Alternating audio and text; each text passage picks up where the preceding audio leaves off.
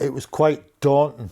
It was quite daunting. I remember looking over and I seen this big massive metal with all smoke and dust and flames coming off it, and I thought, I hope I'm not working there. And that's where I got the job. Since more than 2,000 steel workers lost their jobs last month, this huge site has become almost deserted.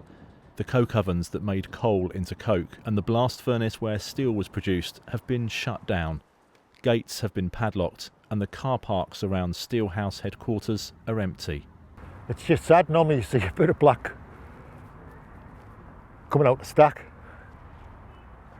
I don't know, it's just quite sad really. There's just nothing. You can see it's just nothing. Just looking at it now, it's just quite really, isn't it? At the blue fence, we're going to come down to the main gates in a minute. The site stretches up the River Tees and at its full capacity was able to produce 3.5 million tonnes of steel each year. So what now? It's going to be years of work to pull the place down. And that site's going to cost billions to clean up because it's been there for 175 years, so the ground's contaminated. I do believe you have to go 10 metres down to get the good soil. I'm no mathematician, but you're looking at quite a bit of work and you've got to pull the steelworks down first.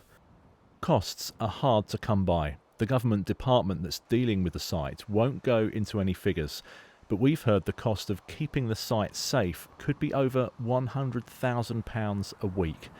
And to completely decommission and decontaminate the area could cost up to £1 billion. The uncertainty from what was concrete, I couldn't imagine leaving that place of work. I got my son-in-law a job there. I was expecting him to be there for 20 years, the same as I've been. Look after my grandkids, look after my family as well. Over the last month, there have been a number of break-ins, thefts and travellers getting access to the site. It is guarded by a private security firm, but you can see how easy it is to get in. And this is where we used to get our meals delivered. And our 18 days to just pass it through this gap on the fence. A small number of staff are being kept on until the end of the year to keep the site safe. But even that short stay of execution is no consolation. It's awful. It feels terrible. The place is like I know it's a cliche, but it's a ghost town. I'm kind of feeling down at the fact that I've still got a job when there's plenty of blokes out there, and some of them blokes are a better man than I'll ever be, who haven't got a job anymore, and that's a shame. More than a month since the site closed, there are still no plans for it. So we want to know, what do you think should happen here?